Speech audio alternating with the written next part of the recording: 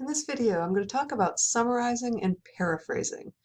That is, when we are reading items in the literature, that is journal articles or other sources, we need to explain them to other people using our own words, and that can be pretty challenging.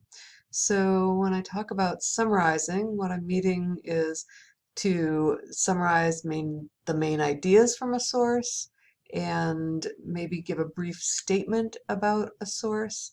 And when I use the word paraphrase, I mean to express the meaning that is found in a source, maybe something that you heard or that was written, using words that are substantially different and easy to understand.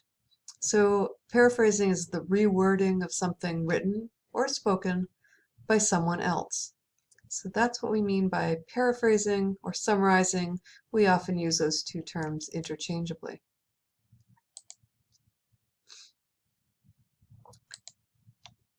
So in this class, do I need to paraphrase? And the big answer is a resounding yes. Yes, you do. In fact, a lot of the work that you'll be doing in this class involves paraphrasing, and that is summarizing the work of others using your own words.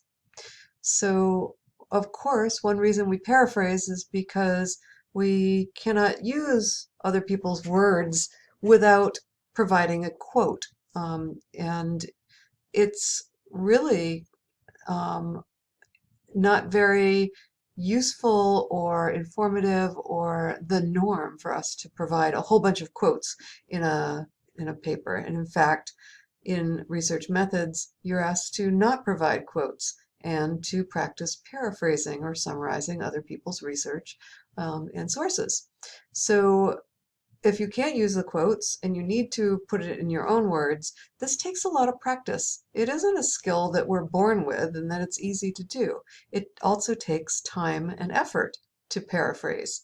And that includes that we often have to give it a try, see how it looks or reads, make sure that we're not using the words that are substantially similar to the original source, revise and rework on things. So often it takes more than just one draft to provide a nice paraphrased example of a source.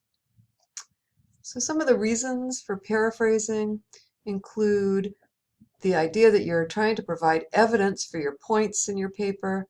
And if you're using other people's ideas and sources, this gives credibility to your own work. You're trying to summarize scientific findings from the past literature, and that helps you develop your own ideas and points. And so integrating these ideas that aren't your original requires paraphrasing. So we might paraphrase to clarify a point, to summarize previous studies, or the last thing there is to add flow and organization to your writing. So these are some of the reasons that we go about paraphrasing.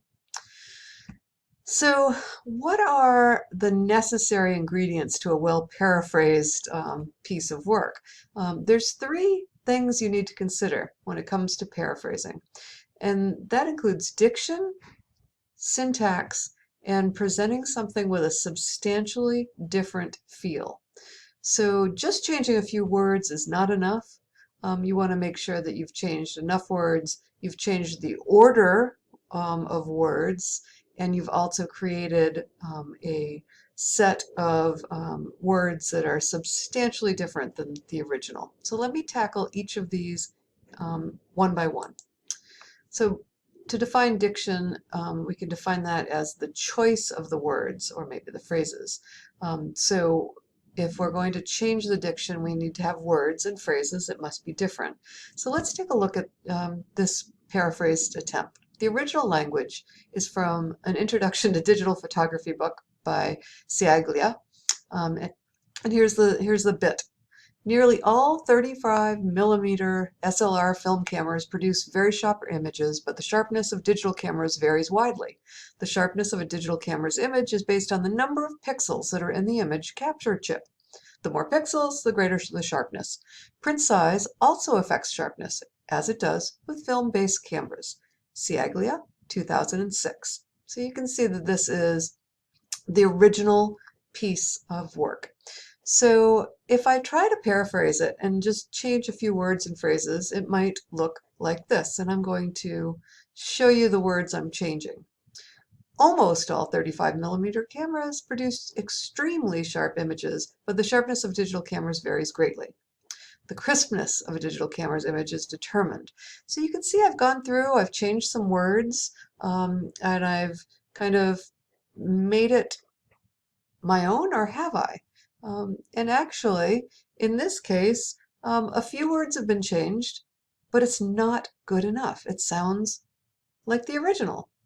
It's just a couple of words. And so this would actually be, if I produce that paraphrased attempt, even with the citation intact, that would be an example of plagiarism because I'm using too much of the original source. Even though I am citing it, it would be so close to what should be quoted that this would be an example of suggesting that it's your own words. So let's take a beyond diction, we also want to consider the syntax of how we go about moving things around, reworking things so it would be well paraphrased. And by syntax, I'm referring to the arrangement of the language. That is the order of the words and the rhythm that you hear when you're listening or reading. So the original language is the same here. And now here's the new paraphrased attempt. Most single lens reflex cameras create extremely sharp images, but the sharpness of digital cameras can differ greatly. So again, you see in that very first sentence that there's a lot of words changed, but it still sounds pretty similar. The second sentence is the crispness of a digital camera's image is determined by the number of pixels that are available through the image capture chip. Again, it's very similar to the first original. And so, yeah, I've changed more words, but it's still not good enough. The passage has the same syntax as the original. So again, this would be a consideration that it's not paraphrased well enough. Let's look at another example. We also want to make sure that not only has the diction been changed and the syntax, but that there's a substantially different feel to what you write compared to the original. So by that we mean the language has to really be clearly your own. So the original is still the same, and here's a third attempt at paraphrasing this. Traditional SLRs, that is, cameras that make use of film, have always yielded sharp, clear images.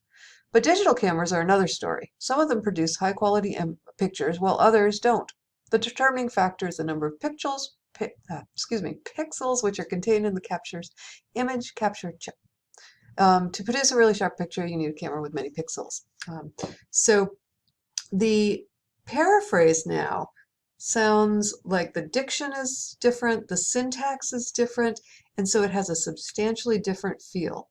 And yet it's still the ideas that come from Ciaglia 2006. So Ciaglia 2006 is properly cited with an in-text citation linked to this information that's provided, even though the words are paraphrased well.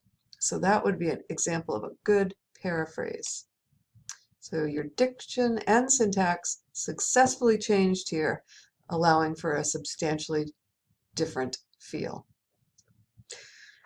Let's go through another example, which I hope will be helpful for you. Here's some original text. Walking is an easy to implement strategy to increase appropriate novel idea generation. When there is a premium on generating new ideas in your workday, it should be beneficial to incorporate walks. You can see that this is a quote taken from Opizzo and Schwartz in 2014. And because it's a quote, when we cite in APA citation style, we add the page number. The page numbers in APA only are added when we have a quote. So that is a properly presented quote. But if your teacher says no quotes are allowed in your paper, or you're trying to paraphrase, how might you paraphrase this particular piece of text so that you don't need to provide it in a quote. Here's a possibility. Walking is an easy way to create new ideas. When it is important to generate new ideas at work, it should be helpful for employees to incorporate walks into their workday. So we see, does that have a difference in diction? Are those words different? I think so. We're not using novel idea generation. We're kind of like creating new ideas. Makes more sense. So I think the diction works well. What about the syntax? Is the flow and the order and the rhythm differently presented? It seems to be kind of the same sort of order that was presented in the original text. So maybe it doesn't really have a substantially different feel in this case. So let's try again. Here's another paraphrase of the same text. By incorporating walks during the workday, employees will produce new and creative ideas. Simplified. It seems to have kind of new words that kind of aren't really the same as before. And actually, the flow and the order seems a little bit different. So I'm going to say, yeah, that has a substantially different feel. So I would say that would be well paraphrased. Here's just another option. Employees may benefit from walks during the day to develop new ways to think about a work-related project. You can see there's kind of very few words that are taken from the original, that it certainly is not kind of presenting the same order or rhythm. So yes, substantially different feel, check. So I hope that these examples have been helpful because yes, you do need to paraphrase. In fact, we need to paraphrase in almost all of our writing.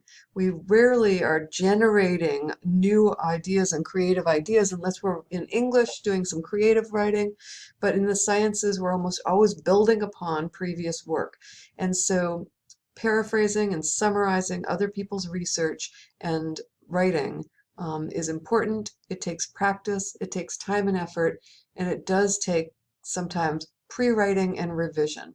The best tip I have is look at a source, think about what the main ideas you want to extract from that, put it down and walk away, and even take a couple minutes away from it so you clear your head from their words. And then sit down and write a summary and start there. Why not go back and compare it to the original source, making sure that it has a substantially different feel and new words and syntax. And I hope these tips will help you in being a great paraphraser.